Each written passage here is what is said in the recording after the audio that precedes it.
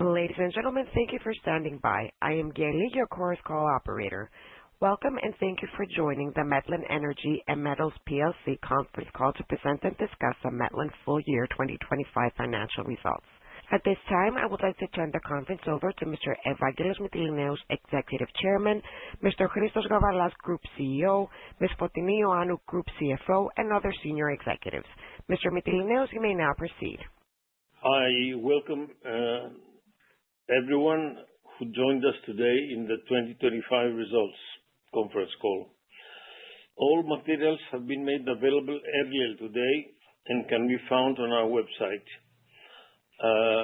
As already said, I'm joined today by Christos Gavalas, CEO, and Ms. Fotini Ioannou, Group CFO. I speak to you in my capacity as an Executive Chairman for the first time. Please let me say a few words about the key highlights of the 2025 financial results. Revenue increased by 25%, reaching a new record level and exceeding the 7 billion mark for the first time in our history, underscoring our strong growth momentum. On the other hand, EBITDA and earnings per share reflect a more challenging picture as they have been affected by the problems that we have already communicated with regards to our MPP division. Despite good performance of the core business amid a tough environment, EBITDA was down to 753 million, in line with the updated guidance we provided earlier this year. What is crucial is to see here the underlying power of our core business.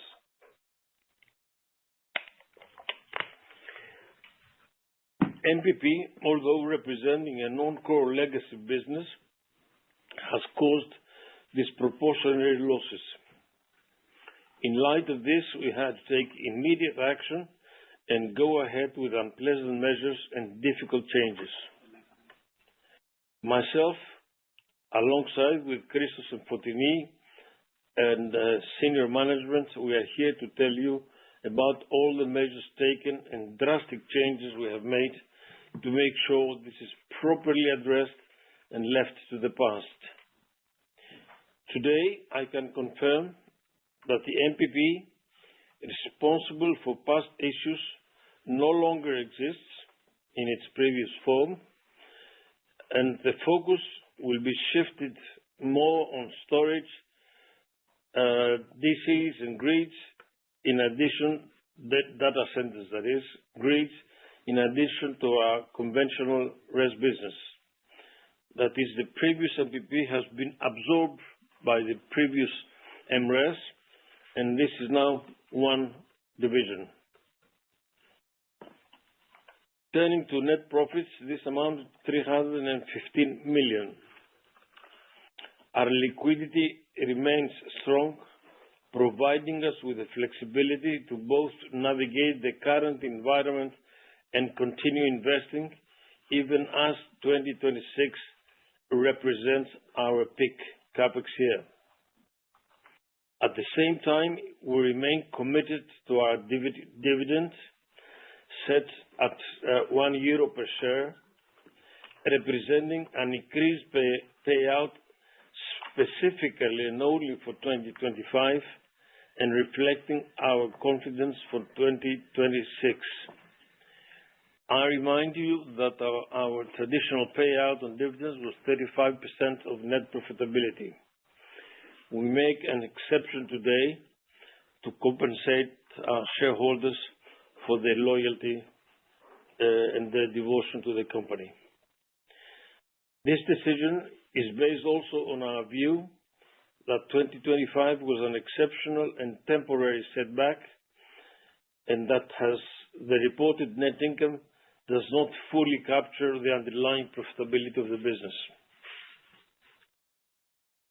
As 2025 is now behind us, it is important to note that 2026 finds us having achieved a key strategic milestone with our relisting on the London Stock Exchange and inclusion in the FTSE 100 list, a powerful validation of our strategy and a first for a Greek multinational. About 1 year ago, during our Capital Markets Day, that was April 25, in London, we outlined a clear roadmap towards our medium-term objectives, targeting a new level of approximately 1.9 to 2.1 billion in EBITDA. Medium term stands for 2028 to 2030. In addition to our existing activities, areas such as critical metals, including gallium, circular metallurgy, and scaling up to our defense business are expected to further support our financial performance. During 2025, we have strengthened our corporate governance through Big Three organizational changes designed to ensure that we remain ahead of market developments and meet our growth objectives. I'm sure you have all realized that I have personally abandoned the dual role of Chairman and CEO, and I am very happy to have Christos Gavalas as CEO in the group. In the metals business, significant progress was achieved in the development of the integrated bauxite alumina production line. Initial quantities of gallium have already been produced, and our initiative on circular metals, the pilot plant, has been already successfully commissioned. We are confirming recovery rates above 95% with application to all priority materials, and while a relevant volume of captive feedstock is already secured, we are scouting and actively exploring additional opportunities in the global market. I would like to point here at this stage that the critical raw materials have been split from the aluminium value chain, and they form now with the circular metals, which is critical raw materials and circular metals, a division of the metallurgy segment. And we have agreed that the two critical raw materials and circular metals have many things in common in the production processes, in marketing, and so on, and it's a better fit together. In end technologies, the defense hub in Volos, which is now evolving into a comprehensive ecosystem of 6 factories, supported by international partnerships, including collaborations with companies like KNDS, Iveco, and others.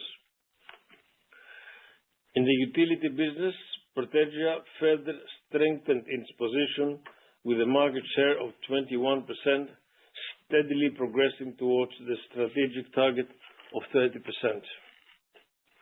In the renewable business, the successful completion of landmark deal for solar and battery energy solar systems in Chile, with total installed capacity of 588 megawatts and energy storage capacity of 1.6 gigawatt hours, also highlights new opportunities, new capabilities arising from hybrid solar plus BESS projects.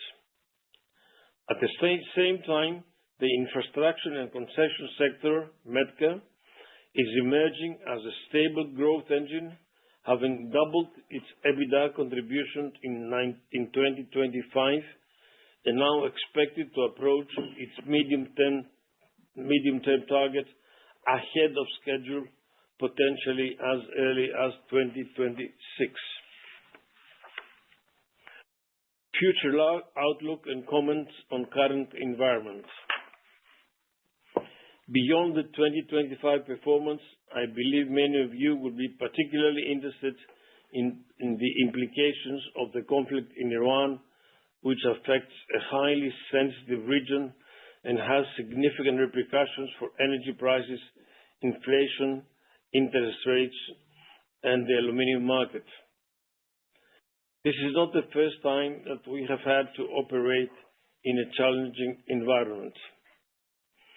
We have faced similar situations in the past, and we have prepared the company to respond effectively once again.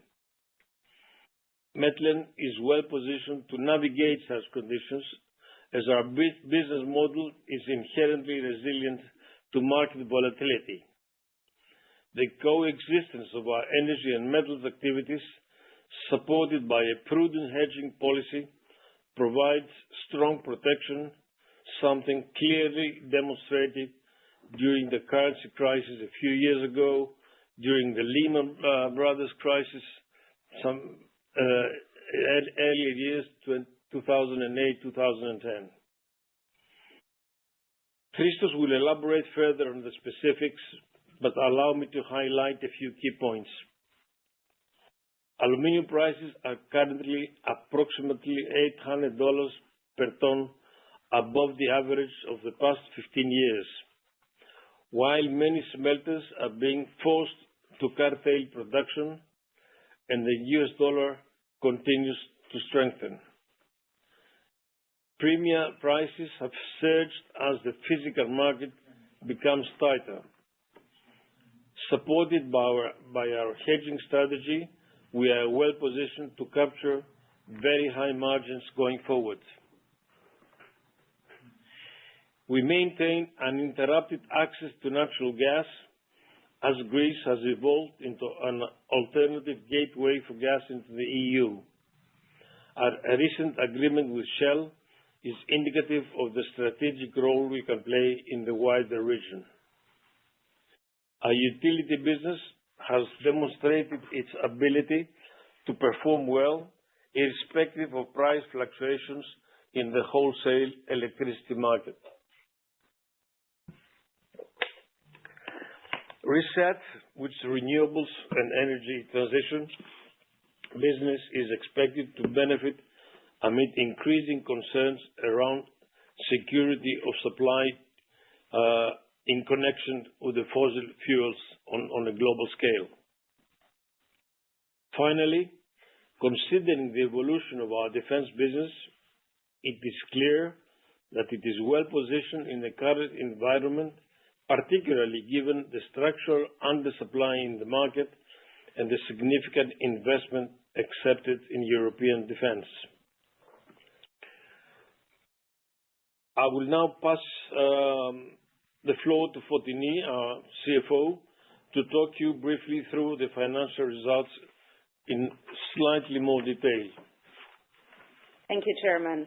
I will try and be very brief, as I think we will be having a much more interesting conversation through the Q&A. As the Chairman said, 2025 was a year of robust top-line growth, where revenue increased by 25% to 7.1 billion, primarily on the back of our strong performance in the renewables platform. At the EBITDA level, we came in at 753 million, exactly in line with the guidance that we gave in early February, down obviously about 30% versus 24, and as a result of the project execution related losses relating to the ex-MPP segment that we have discussed a number of times in the past. Now, these project related execution losses, they all relate to the ex-MPP segment. They relate primarily to 3 projects in UK and Poland, and most of them relate to the Protos project, which we have covered again in previous communications.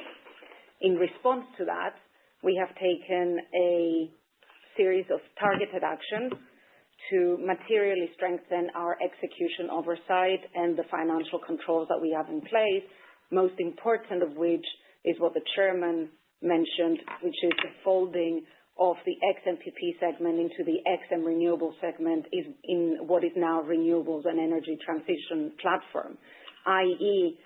the ex-MPP segment will be managed by a team that has a stellar track record in EPC execution in time and on budget.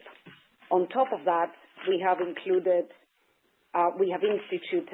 enhanced accounting procedures to enable earlier identification of cost deviations and an increased cadence of project reforecasting and a much more thorough and challenging management review.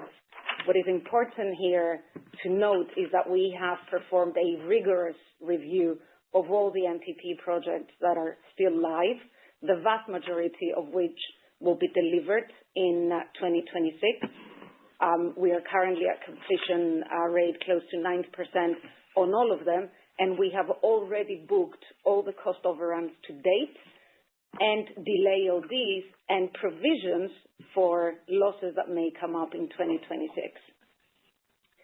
Adjusting for the impact of these project losses, these execution-related project losses, and the partial monetization of the claim, our underlying EBITDA would have come in at above the 1 billion level. Now, moving forward to give you a little bit more color on the segmental picture, the energy transition platform revenue increased by about 26% to 2.3 billion, obviously driven by the strong performance of our renewables platform. On the EBITDA side, which came in at 86 million, the year-on-year decline is reflecting the project execution-related losses that I mentioned earlier that have to do with the ex-NTP segment. Key 2025 highlights for our renewables performance: asset rotation sales reached a record 1.5 gigawatts, underscoring the robust global demand for such projects and also Metlen's unique positioning in this area. At a time, of course, where, as the chairman mentioned, geopolitical energy volatility is reinforcing the case for renewable energy. Moving on to the integrated utility, a strong year. Revenue rose in a year where we proved for another year the importance and the strength of the integrated model that we run. Revenue rose by 18% year-on-year to 3.9 billion, where EBITDA stood at 357 million, roughly in line with 2024, reflecting our strong performance on the generation and natural gas, and also our pricing strategy in the electricity supply market, where we continue to gain market share. Moving to metals, turnover reached 907 million in 2025, more or less in line with 2024, representing around 13% of our total group turnover. EBITDA stood at 225 million, down more than 20% versus 2024, driven primarily by CO2 volatility and higher energy costs. We will be having, I think, a very interesting discussion about the outlook for our metals business in 2026, given also market developments. On infra and concessions, as the chairman said, the segment delivered another strong year, ahead of our targets that we outlined in our CMD back in April. Turnover reached 567 million, more than double the level of 2024, and EBITDA also doubled year-on-year to 100 million. This performance obviously driven mainly by the significant expansion in high-quality backlog over the last 3 years, and further supporting our view that this segment can develop into an increasingly meaningful and stable contributor. Turning to the balance sheet remains very strong. We came into the start of the year, closed the previous year with excess liquidity of 3.7 billion, which is a combination of cash and committed credit lines, with a lot and a net debt at the end of 2025, which stood on an adjusted basis at 2.1 billion, excluding non-recourse debt. Net leverage obviously up compared to our through-the-cycle target at 3.1 times, reflecting the lower than expected EBITDA of 2025. Of course, we anticipate, as we move ahead with our plans in 2026, a very meaningful improvement by the end of 2026. In terms of debt maturities. We have a very comfortable debt maturity profile, giving us breathing space until 2029, excluding a refinancing that we have in Q4 2026, which we, of course, have a lot of options on the table as to how we're going to address that. Going forward, 2025 was a year of challenges. It was a year of taking stock and moving ahead. 2026 looks set to be a year of financial discipline, resilience, and consolidation. Thank you. Thank you, Fotini. As usual, we will answer and discuss first the questions that have already been submitted, and then I will give the floor to questions from any of you that you would like to submit one.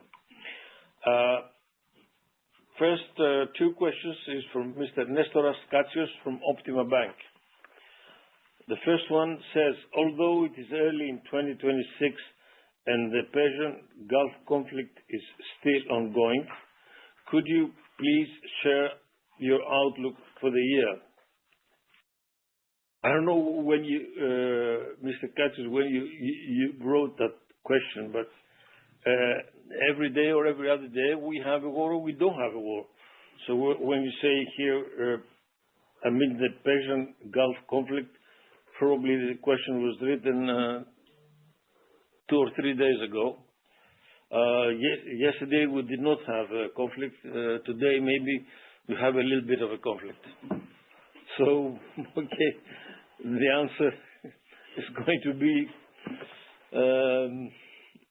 a little bit so and so.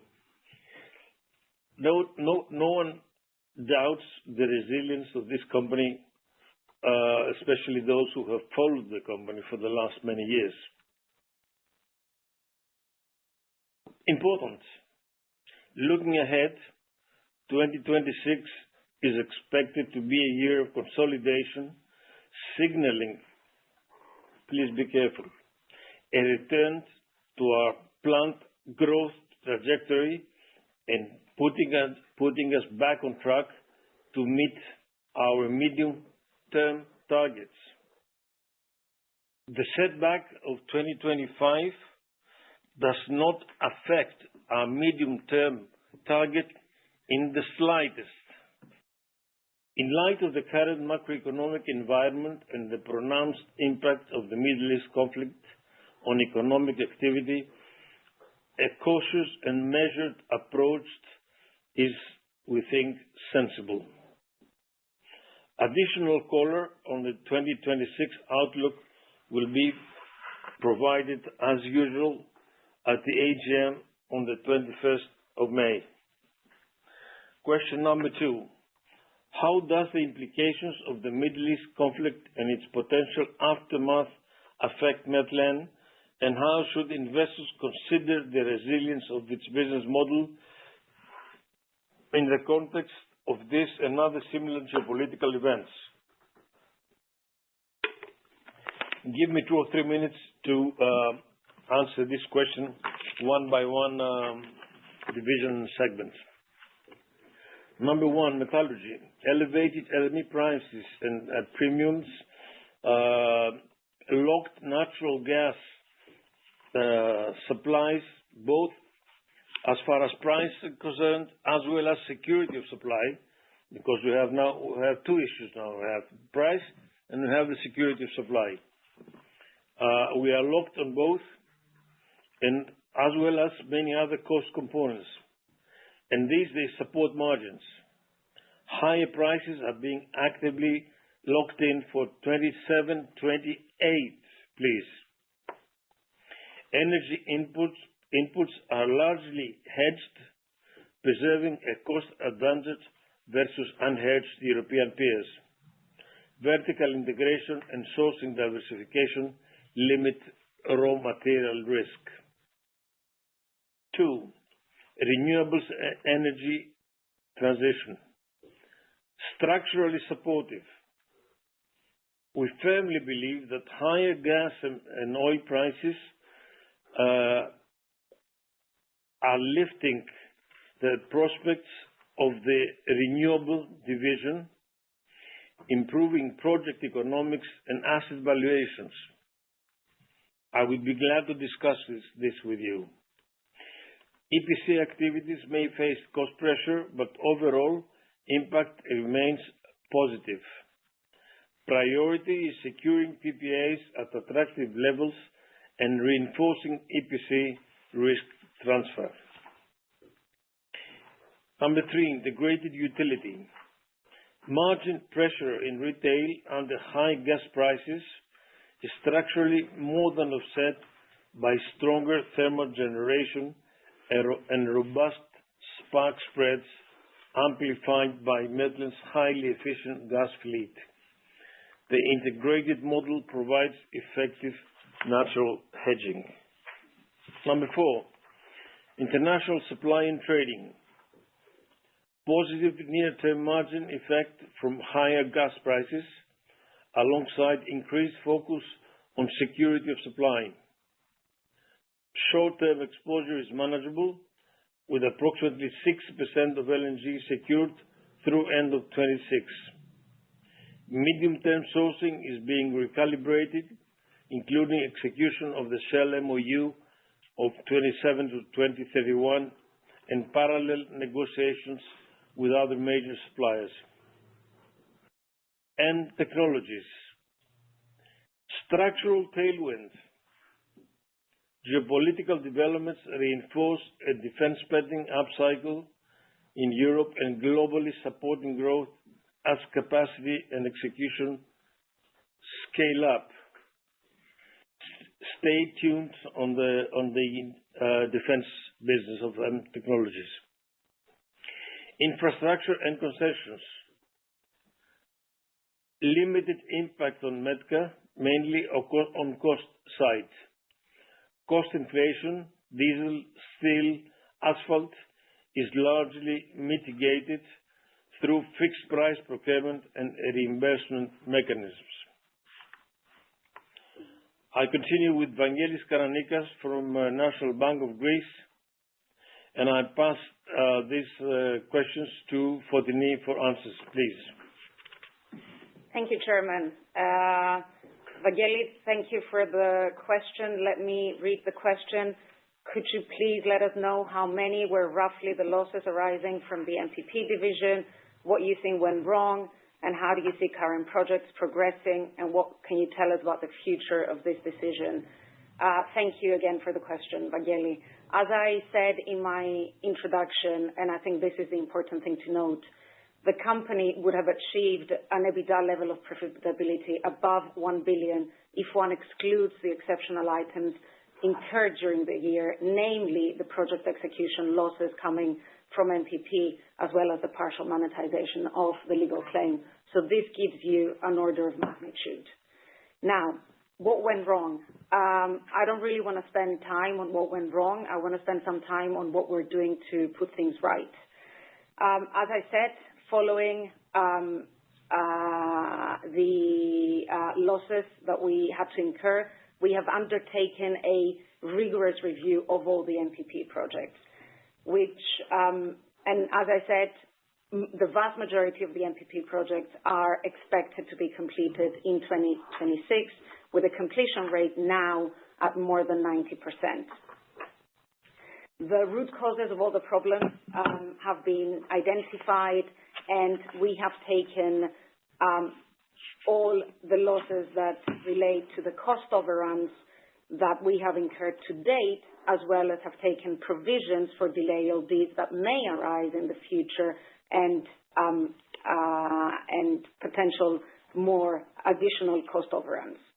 So we believe that at this moment we have been very, very prudent in accounting for all the MPP losses.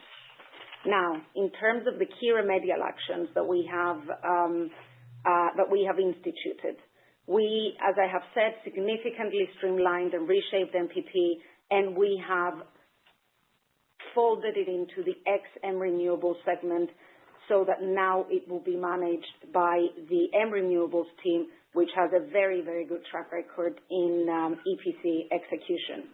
We have introduced enhanced review procedures.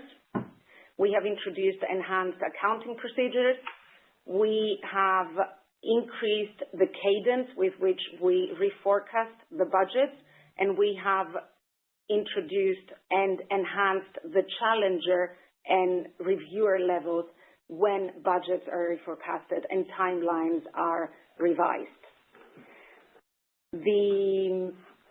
Going forward, the future of MPP, as the chairman said, being now a part of what we call renewables and energy transition platform, is going to be a primary focus on grids and data centers and storage projects, so all projects related to the energy transition space. Thank you for the need. There is a second question which I would like to ask Christos to answer. Christos, please. Thank you, Chairman.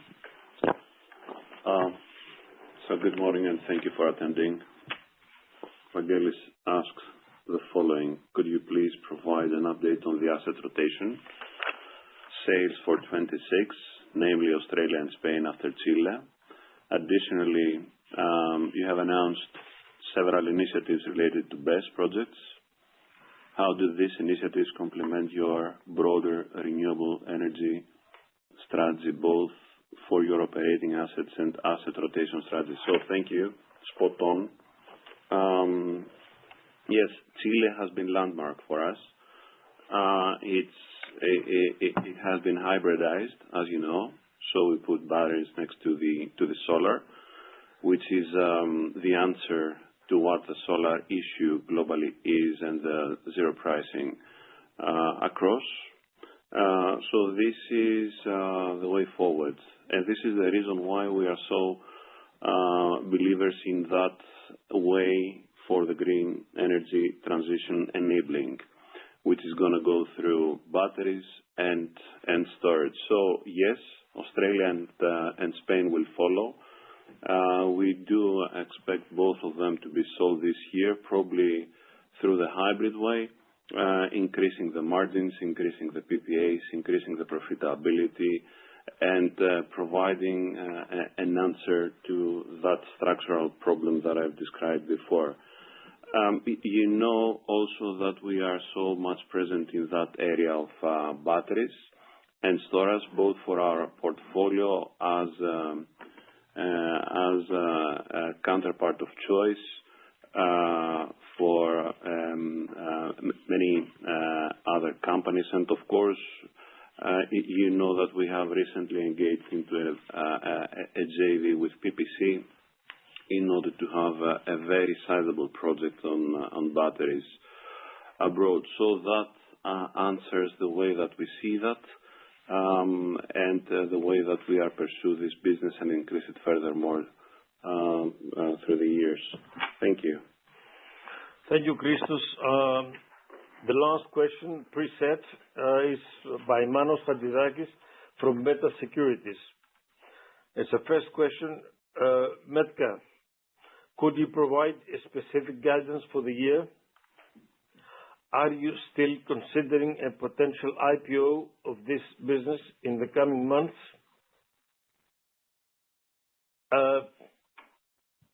As already predicted, it has been a stellar performance by Metka in 2025, and the prospects for 2026 indicates that steep growth is going to be maintained for this year as well. We continue to aim for an IPO of Metka in the Athens Stock Exchange in the coming quarters, subject to market conditions. This would be a way to simplify our corporate structure further and allow investors to take direct exposure to this part of the business. The second question, which I would ask Christos to answer, please, Christos. So, the question is, would you like to comment on the recent reports issued by S&P and Fitch? Do you still aim an IG rating, and when could be expected? So yes, very much so. we have reaffirmed that target. We think that by the end of that year, 2026, we are going to be at the level in order to become eligible for an IG level. That is clear. We have to reaffirm, and this is the reason why cash conversion and deleveraging has been the main priority of Metlen this year. We are very happy with the outcome that came from S&P and Fitch and the reaffirmation and commitment and belief into what Metlen is all about. There has been a slight deviation following what has happened in 2025 and the losses that we had through MPP. That was a one-off. It was in isolation and didn't have any spillover. So very strong cash conversion, focus on the financial discipline, and IG is a clear target and commitment for Metlen. Thank you. Interesting to note that the rating agencies have kept the account in the profit warning, contrary to the market reaction. Just for the record. So we're done with the preset questions, and I give the floor to any one of you who would like to place further questions, please. The first question is from Fairclough Jason with Bank of America. Please go ahead. Yep. Good morning, everybody. Yassas, thank you for the presentation. Just a couple quick ones from me. It's been a bit of a tricky year with the charges on the projects. You've also taken the 130 million euro gain on the potential legal settlement, and I think people are a little bit confused about the businesses. So I guess my question to you is, because of what's happened in 2025, how are you changing the way you're running the EPC business? How are you changing the way you run the asset rotation program? Jason, thank you. Thank you for asking. As has been discussed, our commitment to shareholders, lenders, business counterparts, and employees is for governance, financial discipline, and growth, starting with the first one, as a result of what MPP lesson was in 2025. The whole chain of approving, implementing, monitoring, reporting, and delivering all these projects is completely different through new people, processes, and systems. This has further more reinforced all the governance, assurance, and resilience practices that we apply in Metlen. There is a clear priority for all of us and a completely new procedure of approving all these projects in the Capital Allocation Committee. There is a new way in order to monitor, to report, and eventually to deliver. Most of them are going to be delivered during this year. Now, on the asset rotation, we do believe that this is going to be a bit different now onwards, to the extent that all of our projects are going to be pre-sold. We do not wish to engage into any new spending in the construction phase for any new project without having the certainty of selling it in the future. This is the main difference, and this is going to be the way forward in the asset rotation scheme that we do see both in 2026 and 2027 a very strong backload coming. This is going to be furthermore enhanced, not only through solar, but through solar and batteries. Last but not least, as I had the opportunity to say before, grids and data centers are going to complement that backlog and increase the EPC part of the business that we are conducting in that particular activity. So thank you. Yeah. Okay, thank you. Just a second question, if I could.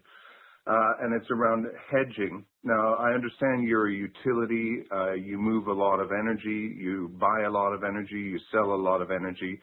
But then quietly on the side, you have this metals business that makes aluminum or aluminium. And I guess it seems that you do a similar thing in aluminium as you do in energy, which is quite different from other metal producers, right? Most metal producers make a point of being unhedged. And the reason there is that people want leverage to the movements in the underlying. So could you just remind us what your metal hedging policy is, and could this evolve?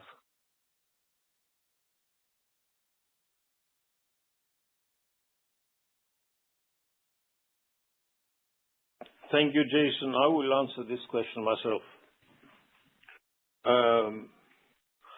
Our hedging policy is dictated by our cost structure and the price in the market, mostly LME, as you know, because premium cannot be hedged. The LME can be hedged. The decisive question here is whether, when you hedge, you can secure a 20, 30, or 40% margin. If I can secure 30 or 40% margin for my shareholders, I will not risk the market. This has been the motto, and I will go back a few years for those of you that have followed the company for many years to remind you that in 2007 and 8, we had hedged 500,000 tons of aluminum when the price went from 3,200 to 1,200. And most of the companies that you just mentioned that were unhedged almost went to the wall. Some of them did crash to the wall. Likewise, we are seeing now prices that are totally out of any substantial cost structure of good and smooth operations. If I can hedge at 3,000 plus and I have premiums of another 1,000 and I have a cost way below 2,000, I will hedge, Jason. Thank you. Okay, thanks for the color, sir.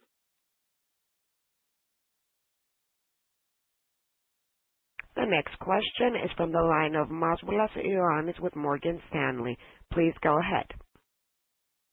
Yes, thank you very much for the presentation. First question for me is on the growth initiatives you launched last year around metallurgical defense, circular and critical metals, among others. Could you give us a sense on the EBITDA contribution you expect from these initiatives in 2026 and 2027? And related to this, what's the latest on the gallium project and possible offtake contract here, as we've seen spot prices have risen threefold over the past 12 months? Thank you. Thank you, Ioannis. When we set our goals for the medium term, that was not picked in random. We set the medium term goal because that was the indication of how the ongoing investments are going to mature. And this is already starting this year. We expect contribution from more than doubling of the figures of our defense business. We expect a contribution of our first big battery business, which is starting operations in June, and it's 330 megawatts. It's the biggest by a long way in Greece. The second biggest is below 100 megawatts. And it is, I can assure you, a very good business, and it's going to be very good business in the longer term. Talking of batteries, may I say that for us, the battery business, the storage batteries that is, has three elements. One is our own fleet, which is going to exceed 500 megawatts by the end of this year, and it's going to increase further in 27. The second is our joint venture with PPC for a total of 1,500 megawatts, and with the geographic diaspora in Southeast Europe. And number three is the battery EPC business we do for third parties. This, combined with co-located solar and batteries, which was the big Chilean success, shows the way of how Emreset is going to operate going forward. Talking about gallium. Two things about gallium. As I said, gallium and two more critical raw materials that are coming after gallium, which is scandium and germanium, which we call critical raw materials, are now one subdivision of metallurgy together with the cyclical metals. So gallium is advancing very fast, and I would like to ask you to stay tuned for the first good surprise of the year on the part of Metlen. Stay tuned, please. The critical raw materials and circular metals is going as we expected. The priority of circular metals is copper oxide, nickel oxides, cobalt, and zinc oxides. You will probably see our first sales of these products within this by the end of this year as well. Thank you, Ioannis. Thanks very much for the color. Second question, maybe one for Tini, going back to the debt repayment profile, where we look at slide 21, you've got over 1 billion euros of debt maturities this year, on top of significant CapEx commitments as part of your growth agenda. Could you provide a bit more color on how you're planning to manage the cash needs for the business this year, and also talk about some of the debt management plans? Thank you. Thank you, Yanni, for the question. Well, as you know, I'm in the happy position to take on a role that was previously held by Christos Gavalas, which basically means I've inherited a house in very good order. So, as I said, we started the year with excess liquidity of 3.7 billion. And we have a very comfortable debt maturity. We have a lot of breathing space up to 2029, with the exclusion of the 500 million refi that we have in Q4 in 2026. Now, we have 3.7 billion worth of excess liquidity. We expect significant organic cash flow generation, especially on the back of the asset rotation project deliveries that will be coming in 2026. And obviously, we will be, and hence we have a lot of tools to repay the 500 million in Q4 should we wish to. Of course, we're always, we're a sequential issuer in the markets. So depending on how the markets are, we are, of course, evaluating our options to identify the right time and the right type of instrument to refi if we choose to refi. Now, as an overall point, Christos has mentioned leverage and financial discipline is a priority for us in 2026.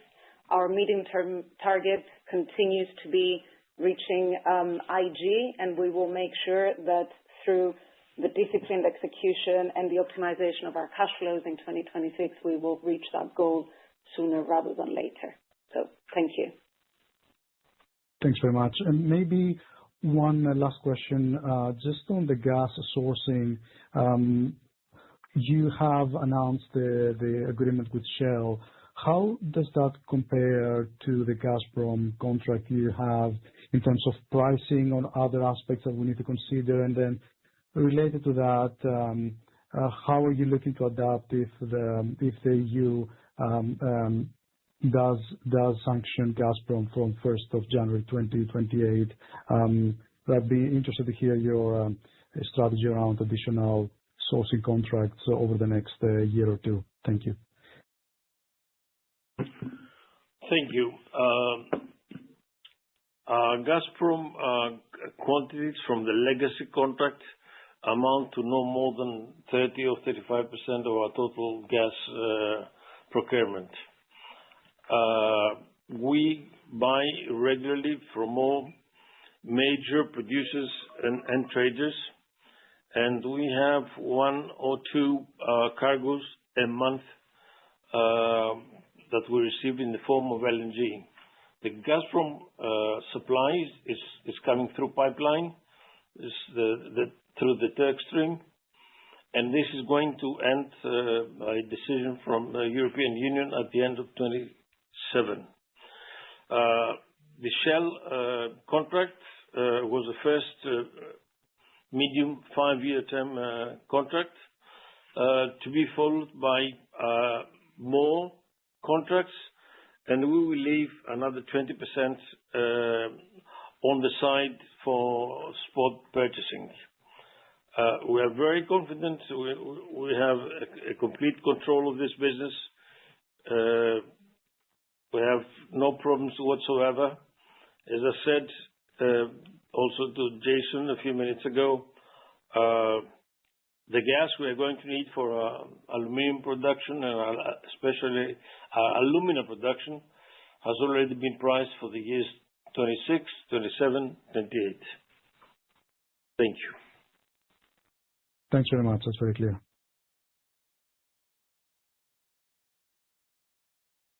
The next question is from the line of Krishan Agarwal with Citibank. Please go ahead.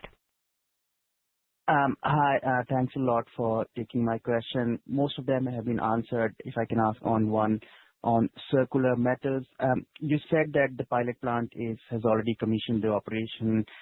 So can you give us some timelines as in when you would be able to approve the phase 1 commissioning of the commercial operation for the circular metal? And the follow-up to that is, I mean, you've guided for 260 million of EBITDA for a medium term in April 25, and the prices since then have gone up. Does higher prices mean that your EBITDA guidance has potential upside versus the 260 currently? Listen, as I said, the pilot plant is going on schedule. First productions before the end of the year. Small contribution, if any, for this year, but more substantial contribution next year. And the minute we are assured of the fine and smooth operation of the pilot plant, there will be the FID for the next much bigger plant. That's news, but that's how it is at the moment. Regarding the prices, of course, the higher price of the metals are helping, but I think it's a bit premature to change the numbers. First, we want to see the pilot plant runs perfectly. Then we have the FID for the second one, which is going to be 5 to 10 times bigger than the pilot plant, and then we may revise our projects. Thank you. Thanks a lot. The next question is from the line of Fisher Andrew with Berenberg. Please go ahead. Hi, good morning, everyone. Thank you very much for taking my questions. The first one, just on the integrated utility, please. Could you maybe just give us a bit more color on how captured spark spreads evolved for the gas generation assets through 2025? And then obviously, given the volatility we've seen in CO2 prices and also gas prices, maybe give us a bit of any color you can on how those spreads, profitability of the gas plants developed year to date, please. Thank you very much for the question.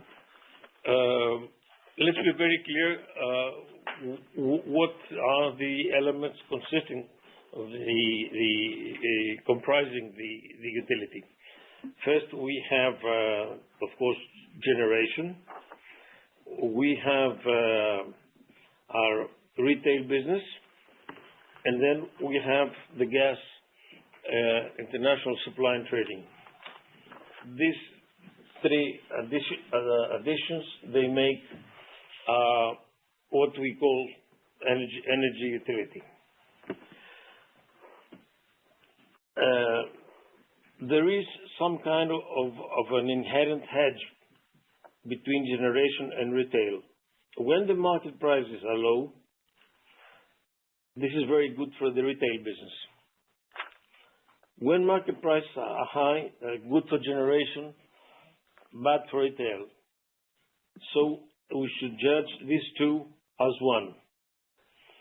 And the combined margin spreads, I would put at around 40 euros per megawatt hour.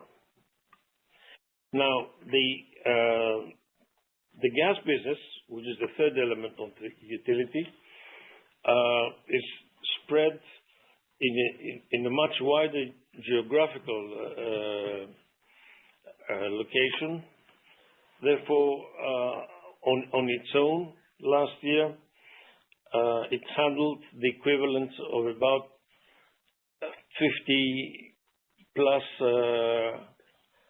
million megawatt hours. So it's quite a substantial business. All three together consist the energy utility. Thank you. Okay.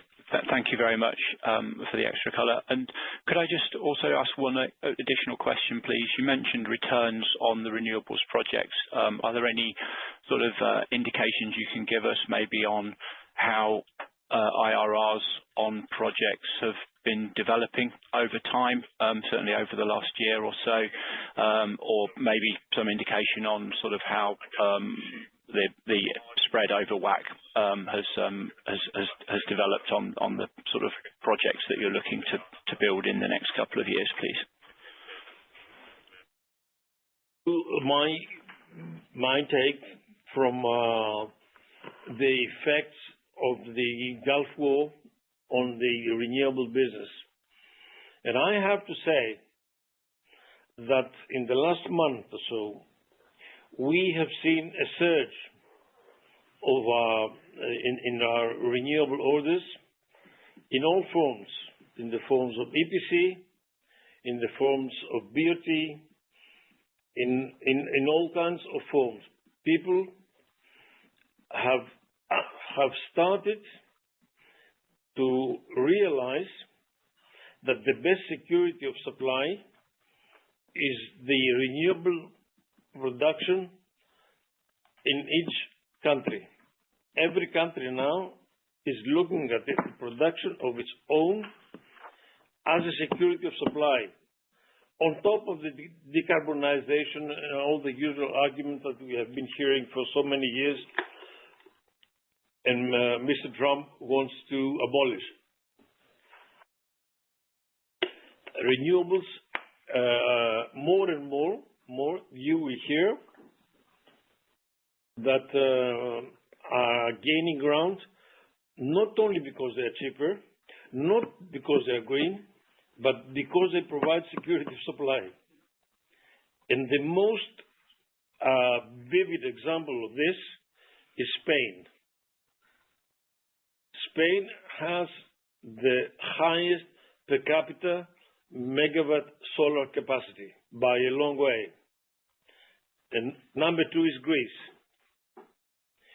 So Spain, through a combination of massive solar, wind, and nuclear for the night hours mostly, has secured the lowest, by far the lowest prices in the European Union. This is where we are going now. Not many countries can have or do have nuclear, but we are going to a model whereby there will be as much renewables, especially solar, which are very cheap, I repeat, very cheap. 1 megawatt hour, the LCOE, which is the equivalent of the price per megawatt hour in a solar, the cost is about 30 euros. The equivalent, considering also the CO2 burden, is about 140 euros. So not only now renewables are so much cheaper, they are perceived as offering security of supplies for all the countries. That's why I was reading this morning an article at the Reuters press agency, and say that there's a big shift back to the EV vehicles, electric vehicles, again, because people cannot afford to pay $4 per gallon, and in Europe 2 and 2.30 euros per liter. So I am extremely confident for the next generation of our renewable business, and we will be here next year to see if I was right or not. Christos, if you would like to make a comment on the financial side of the question. Yes, thank you, Chairman. Andrew, thank you for asking. So the return so far, which are pretty stable, is on the equity always to double digit, you know that. So, and this is the way forward in the Capital Allocation Committee for all this type of projects, and remind you that it's always under non-recourse project finance. That means that the equity is not more than 30%, between 20 and 30%, under a secured long-term PPA for most of the electrons produced. So the return is above 10%. Thank you. Thank you. Thank you very much.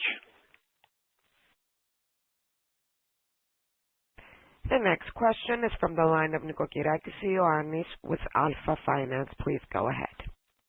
Oh, yeah. Hi there, sir. Thank you very much for the presentation. I guess most of my questions have been answered. Just a quick one from my side, though. Well, we have seen that the Aluminium Bahrain has completed, or at least been the preferred bidder for Aluminium Dunkirk. I mean, do you consider this case effectively closed by your side? Thanks for the answer.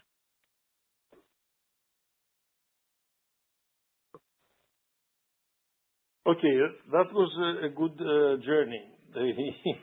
The effort to acquire Aluminium Dunkirk was a good journey, and a nice ambition.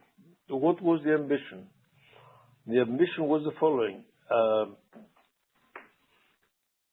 Aluminium Dunkirk was the flagship plant of the Pechiney Aluminium Company.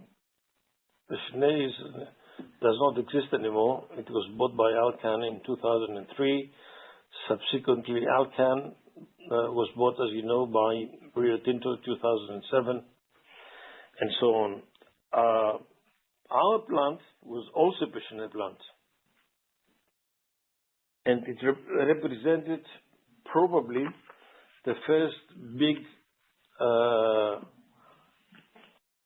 heavy-duty industry, so to say, in Greece after the war. For us, most of our engineers in our plant are friends with the engineers of Dunkirk. Our engineers, they speak French, they don't speak English. They have been in Dunkirk over and again. For us, it was a perfect fit. But at a price.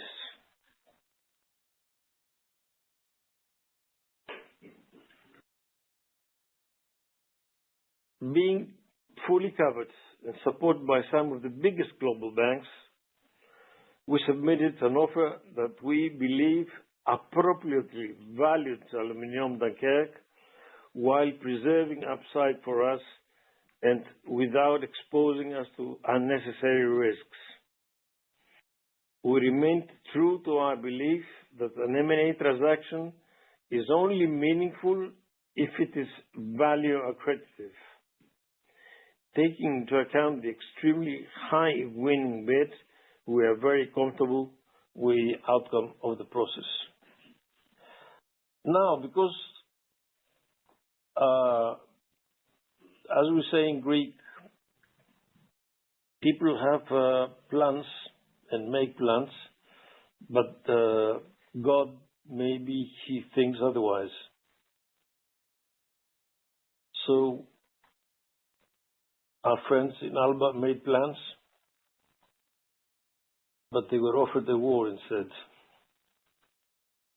I don't know how this is going to play out. I am never happy for the misfortune of others, and I wish everything is going to go well with Alba and they complete the acquisition. They made a very, very generous offer. For us was totally out of the question. It was not close. But that was their decision. I do not judge other people's decisions. I wish everything goes well with the war and they come out of this sound, financially and otherwise, and healthy above all, and they proceed with what I consider as a real jewel. The Aluminium Dunkirk was a real aluminium jewel. That's it for Dunkirk. Not much else to say. Thank you.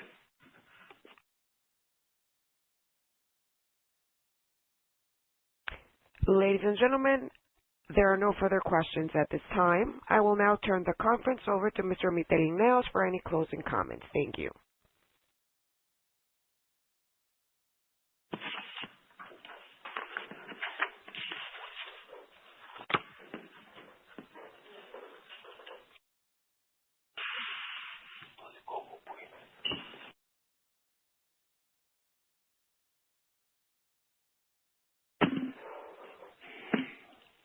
Well, as I don't know who said, I think Jason, 2025 was a tricky year. It was a unique experience for us, but I firmly believe that this experience will prove to be a blessing in disguise, as it has prompted meaningful changes,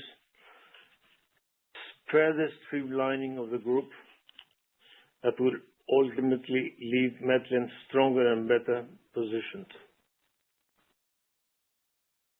Against the backdrop of heightened geopolitical uncertainty, we once again find ourselves navigating a complex environment. That said, we are all prepared with a resilient business model and strong fundamentals. I firmly believe that 2025 parenthesis has closed and that 2026 will mark a return to our established growth trajectory within the ambition of delivering the performance that we have promised to our shareholders back in the CMD of April 25. We will provide further details on our outlook and guidance for 2026 according to our standard practice that will be discussed at the AGM of May 22nd. And before I close, if you allow me, I would like to make a personal note. I feel like I owe it to our shareholders that have been loyal to the company for decades and who have voted 99%. Yes, you have heard well, 99% for our releasing to the UK. I owe them an explanation. That's personal. I never failed them for 30 years. And I consider it my absolute duty to compensate our loyal shareholders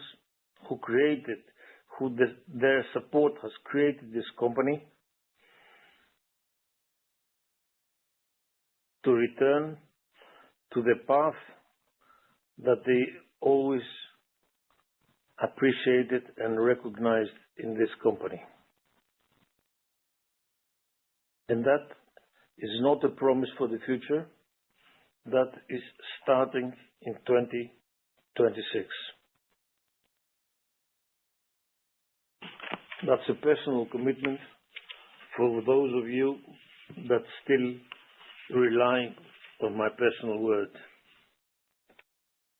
I thank you all for attending the conference call, and I wish the Christian Orthodox crowd of today's conference call happy Easter, and I wish a nice spring for the rest of you. Thank you very much again.